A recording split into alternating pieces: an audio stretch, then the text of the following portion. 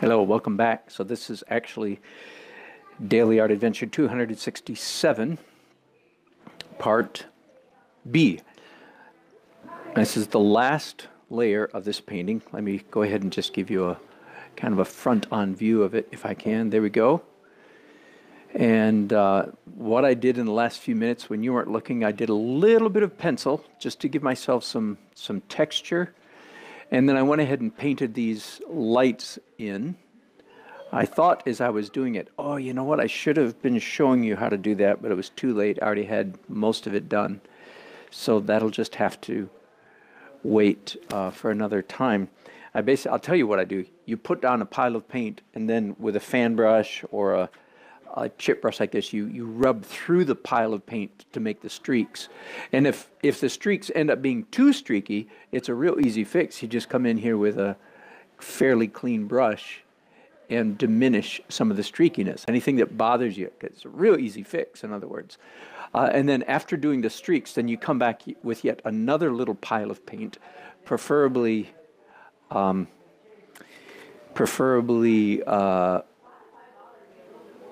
thick, white, and with a palette knife. So the last stroke on those bright lights is with a palette knife. Hello, Heather. Welcome back.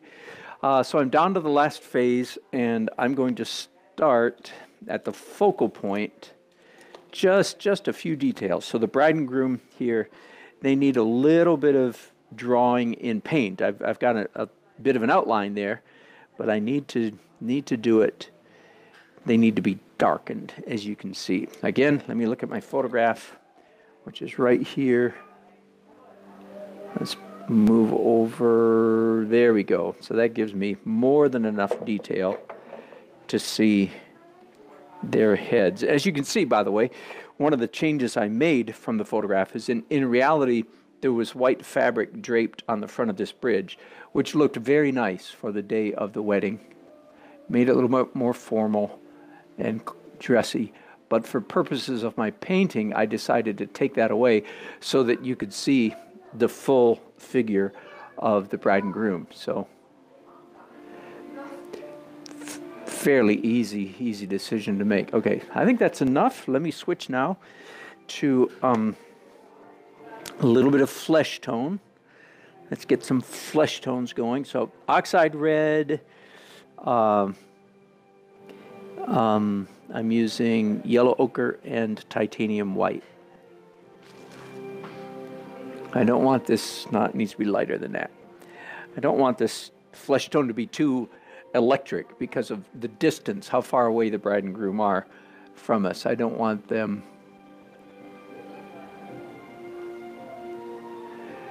to be glowing, if you will. The whole scene was diffused in this beautiful early evening, early sunset lighting. It's a real treat to be able to do a painting from a photograph that the photograph is actually pretty good. The lighting that evening was just superb. So I managed to capture that with my pictures, and all I really have to do here is faithfully reflect the reality. Most of the time when you're painting from a photograph, you have to take great liberties with the photograph to create a pleasant image, but not so here. It's quite a pleasant image just the way it is. Here's best man Steve standing here behind Jeremy. Here's the preacher. He just barely shows up, which that's what the preacher's just supposed to do at a wedding, is just barely show up. I say that, by the way. Many of you don't know. Hello, Barbara. Oh, I missed some comments, didn't I? Hang on just, folks. Let me see if am I able to pull back those comments. I don't think I am. Nope, sorry about that. I'm still working on that. I'm sorry to miss your comments, so thank you for talking to each other. Yes, Barbara, it was. You know, when our daughter and her fiance told us they were going to get married at a water park, we were a little bit taken aback. Like, really? A water park? But it was a lack of vision on our part, because it turns out it was absolutely lovely. It was charming. It was not free, It was, you know, less than a really expensive place, but it still cost us a fair penny to rent the whole place for the evening. But it was ended up beautiful. It was decorated, and then after the wedding was over, the kids, everybody was invited to jump in the pools. And of course, the kids did. So it was great fun. It was one reception that the kids there will never forget. That was my favorite wedding reception. Probably ruined a lot of them for life, because then now they think that wedding receptions are where you go swimming and sliding down the pool, sliding down the slide. Okay. Anyway, it was lovely.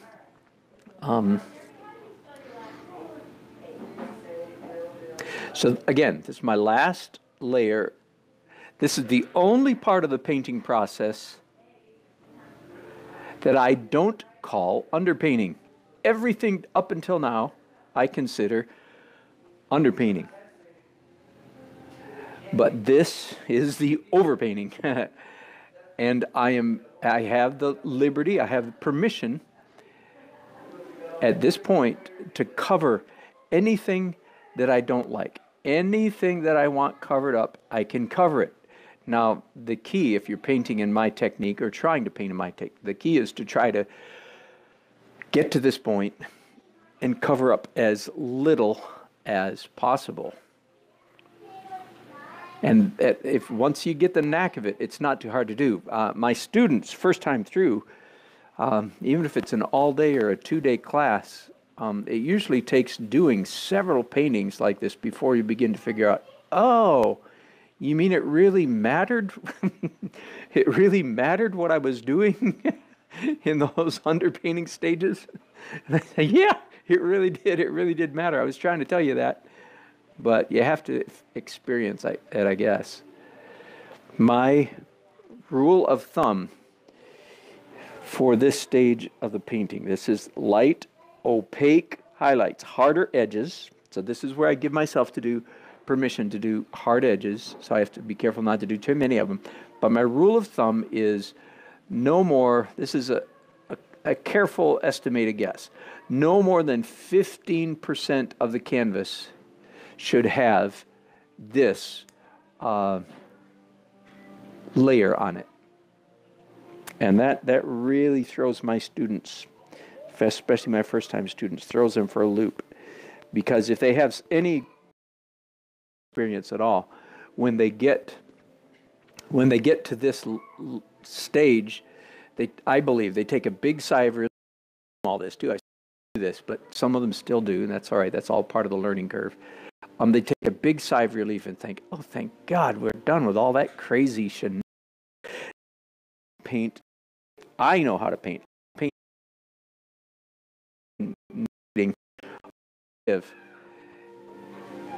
And one of the keys to that is to leaving gaps or holes between most of your strokes, so that when you put down one stroke, like let's say I just put down a stroke there, right? And by the way, there's a lot of what happens in this layer is I call it opaque, but it's actually not opaque. It's actually translucent, like that layer.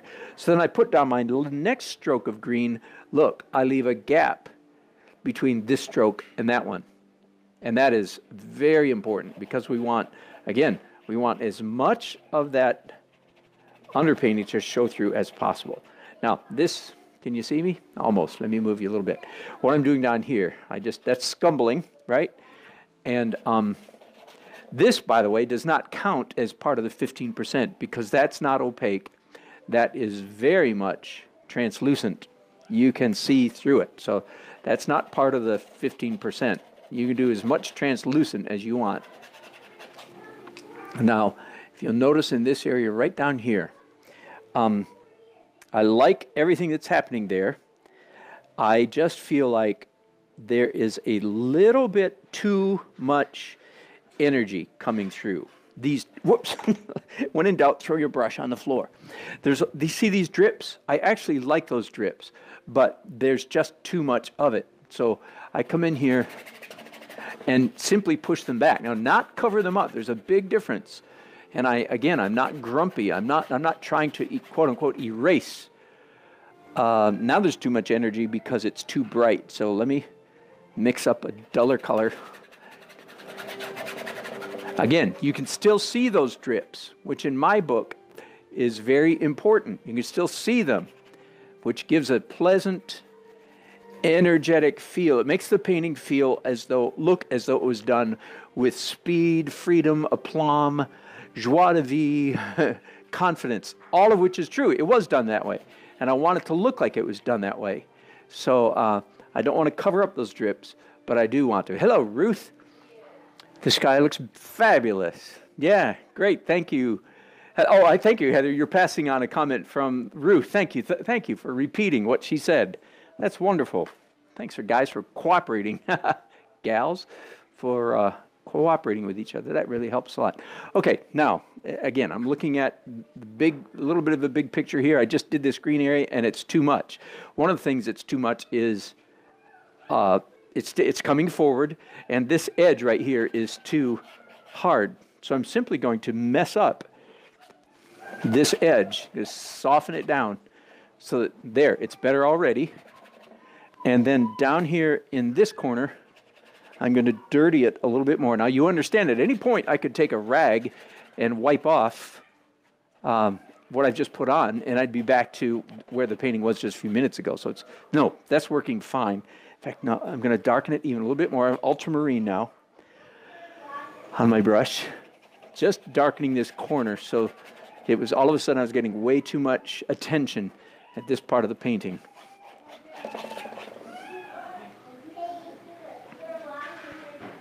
Okay, I think I'm ready to put down green brushes for one thing, or at least wipe them off.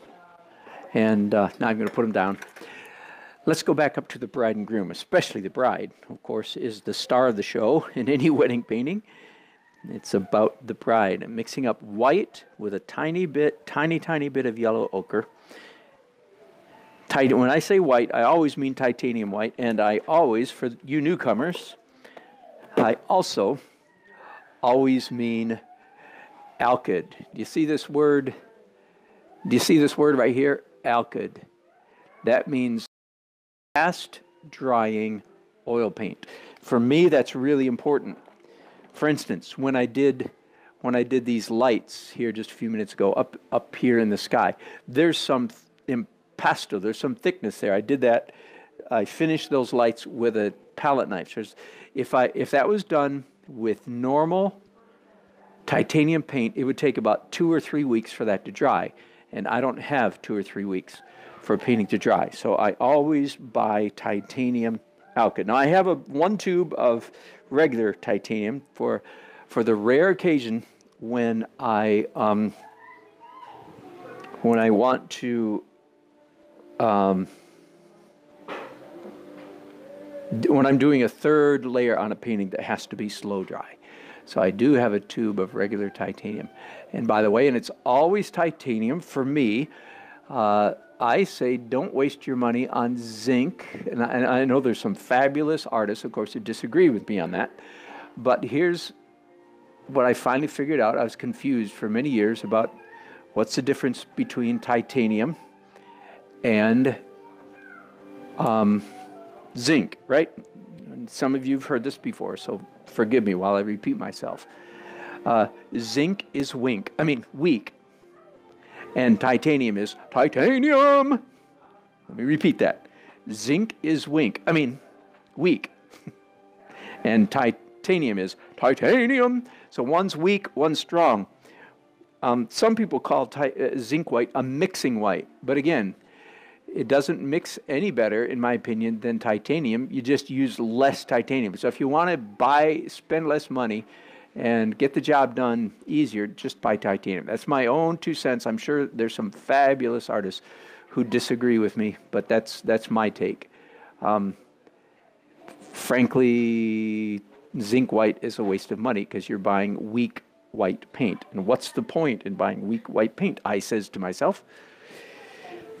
A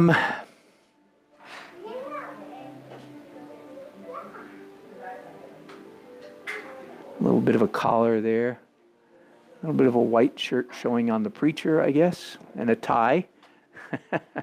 Too much of a tie. Did you see that trick, by the way? paint the white shirt and then scratch down the middle of it to make the tie. Okay, let's get going on this railing.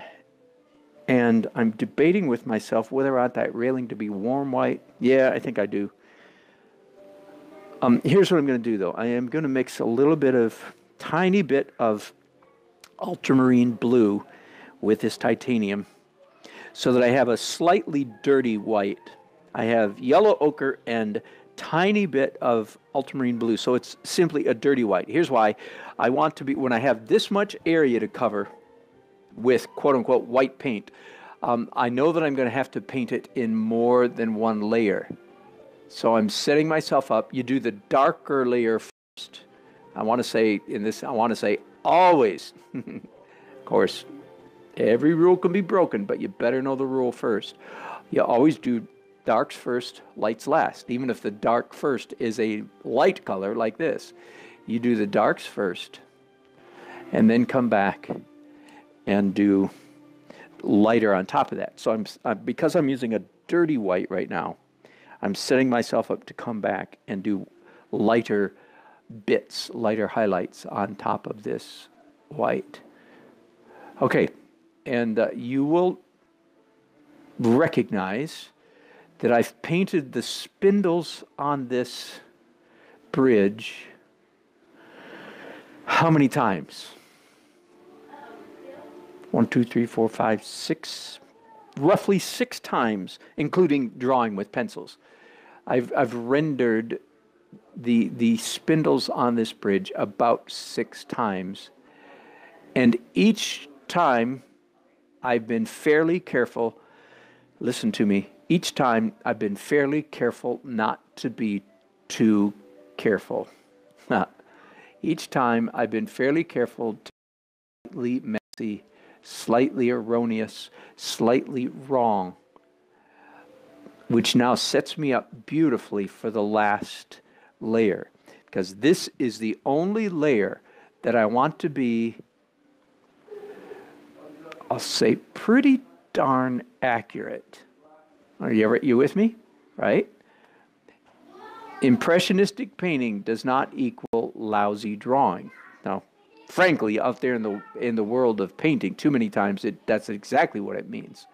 But that's not what it should mean. Impressionistic painting does not mean lousy drawing. So I don't want these spindles being crooked. I don't want them being oddly spaced and so forth. I want them pretty darn close to accurate. Does that make sense? So somebody out there needs to hear this today. Listen, if I want the final layer, this layer right here, to be accurate, the sound of accuracy, do you recognize it? If you want this layer to be accurate, then you better hope that your 6 earlier layers were not accurate. Why? Well, if all the 6 layers up to this point were, and now I come in with the last layer, and it is also on top of the early layers, you're going to have a stultified, stiff, tight painting.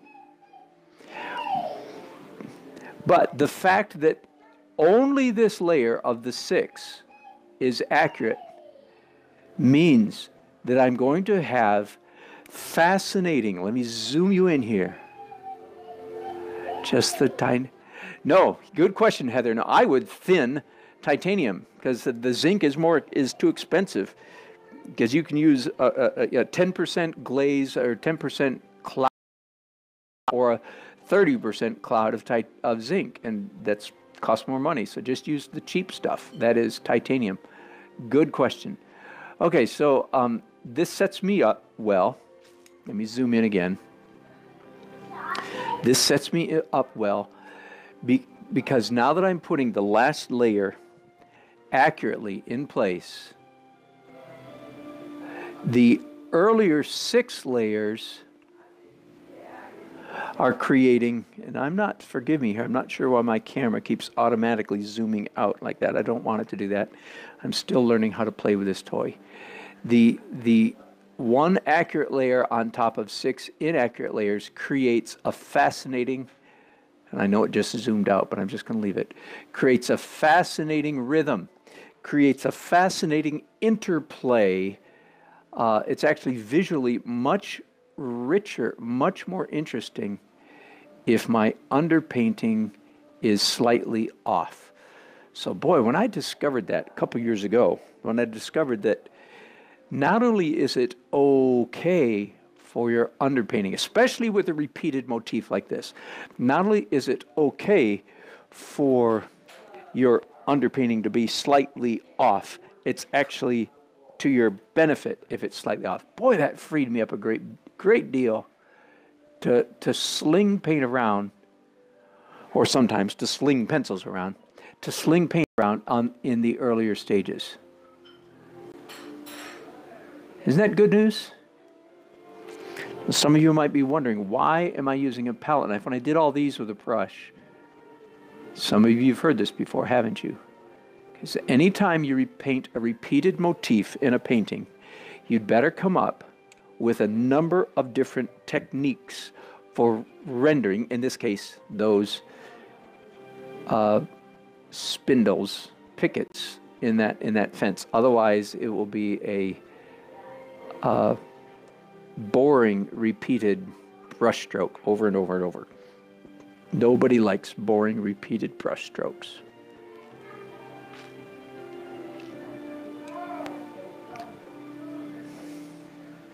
And there's a bow. What color is it? I'm trying to see. It's a navy blue and white bow on each of these corners.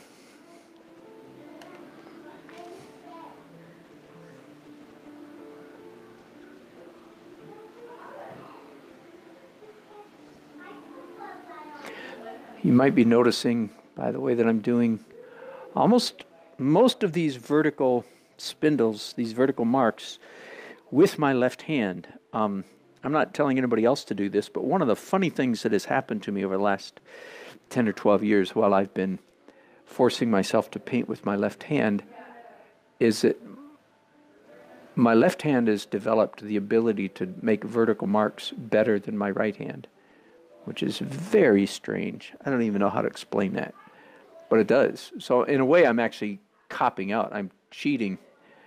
I'm taking the easy way out by doing these marks with my left hand instead of my right. Normally, my right hand has more control, but when it comes to vertical marks, my left hand has more control. I can't even begin to explain why that is the case.